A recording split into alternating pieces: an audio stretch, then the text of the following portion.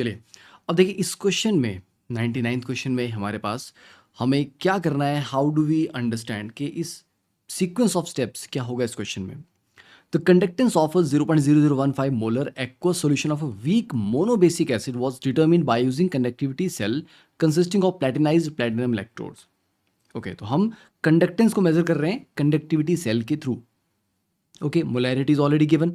The distance between the electrode is 120 centimetre. ठीक है, तो दोनों इलेक्ट्रोड्स के बीच में जो डिस्टेंस है, length, that is given to you. और एरिया ऑफ क्रॉस सेक्शन भी ऑलरेडी गिवन है, तो L अपॉन ए मतलब सेल कांस्टेंट आप ऑलरेडी निकाल सकते हैं। Conductance of solution is already given siemens में, मतलब रेसिप्रोकल ऑफ रेजिस्टेंस जो है 1 upon R, that is equal to 5 into 10⁻⁻7 siemens. The pH of the solution is 4। तो पीएच क्या था, negative log of H positive, तो मतलब H पॉजिटिव की कंसंट्रेशन आएगी 10⁻⁻4। और H पॉजिटिव की concentration for a weak acid, जैसे मान लीजिए वीक एसिड HA है, तो ये डिसोशिएट करेगा H positive plus A negative में, राइट। अगर इसकी कंसंट्रेशन C थी, ये दोनों जीरो थे, C into 1 minus alpha C alpha C alpha, तो H पॉजिटिव की जो कंसंट्रेशन आती है that is equal to C alpha, तो मतलब C alpha is equal to 10⁻⁻4। वहां पे C की वैल्यू मतलब concentration of the acid is already given 0.0015, तो मतलब अल्फा की वैल्यू बची। अब अल्फा आपने पढ़ा हुआ है कि lambda m upon lambda not m इसके बराबर होता है, ठीक है, तो थोड़ा बहुत आइडिया लग रहा है। तो अल्टीमेटली हमें निकालना है the value of limiting molar conductivity, जो लैम्डा नॉट m है, that is given z into 10⁻² siemens पर सेंटीमीटर। ये z क्या है, ये हमें निकालना है। तो अल्फा जो lambda m upon lambda not m है, इस फॉर्मूला को यूज अगर मैं करता हूं तो ये मेरे पास अननोन है z इंटू समथिंग, तो मतलब इसकी वैल्यू मुझे ऑलरेडी कैलकुलेट करनी पड़ेगी, अल्फा की वैल्यू भी मुझे कैलकुलेट करनी पड़ेगी, राइट। तो अल्फा तो निकल जाएगा क्योंकि H पॉजिटिव की कंसंट्रेशन इज C अल्फा और वो 10⁻⁻4 है, और C की वैल्यू ऑलरेडी हमें पता है, तो वहां से आप अल्फा की वैल्यू आराम से निकाल सकते हैं, राइट। ठीक है ना, यस। तो इस तरह से आपने इसको सॉल्व करना है। तो अल्फा की वैल्यू निकल जाएगी। लैम्डा m निकालने के लिए क्या फॉर्मूला लगाते हैं हम, लैम्डा m निकालने के लिए आप फॉर्मूला यूज करते हो कप्पा इंटू 1000 अपॉन मोलैरिटी।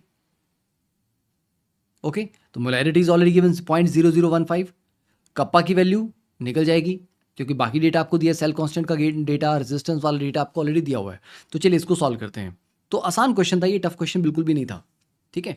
तो directly will start this, that pH अगर आपको 4 दिया गया, दैट मीन्स H पॉजिटिव की concentration is 10⁻⁻4 and for a weak acid HA that dissociates like this C00 C into 1 minus alpha C alpha C alpha, इसलिए जो 10⁻⁻4 है that is equal to 0.0015 into alpha. Also अब हमें पता है कि alpha की value is lambda m divide lambda not m, limiting value, that is equal to lambda m कितना होता है भैया, lambda m is kappa into 1000 divide by molarity 0.0015, ठीक है, ये आ जाएगा divide by lambda not m, और ये अल्फा कितना है, ये 10⁻⁻4 डिवाइड बाय दिस वैल्यू, तो this is equal to 10⁻⁻4 divide by 0.0015।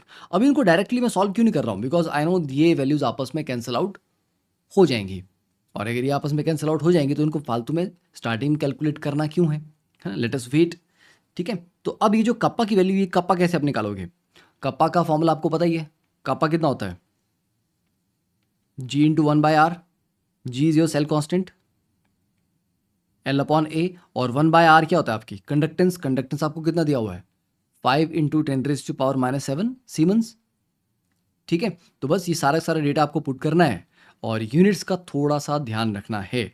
तो कप्पा की वैल्यू आप यहाँ से निकाल लेंगे, ठीक है। बाकी ये डेटा आपको ऑलरेडी कितना बोला हुआ है z इंटू 10⁻², और अल्फा ये आपने इक्वेट यहाँ पे कर ही रखा है।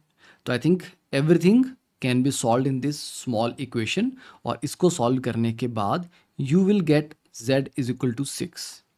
तो नॉट अ कॉम्प्लिकेटेड क्वेश्चन, और हमें अल्टीमेटली आंसर क्या इससे मैटर, ये हमारे लिए इंपॉर्टेंट नहीं है। व्हाट इज इंपॉर्टेंट इज कि आप आंसर तक पहुंचे कैसे। ओके, तो जितने भी क्वेश्चन आप जेईई एडवांस के लिए प्रैक्टिस करते हो, नेवर एवर वरी अबाउट कि फाइनल आंसर एग्जैक्टली क्या रहा है। हाँ, वरी अबाउट कि आपने क्वेश्चन को स्टार्ट कैसे किया, आपका मेथडोलॉजी क्या था, सही था नहीं था, आपके हर एक स्टेप में जो कैलकुलेशन थी वो सही थी नहीं थी, that is more important. Answer निकाल लिया अल्टीमेटली वो कोई अचीवमेंट नहीं है, ठीक है?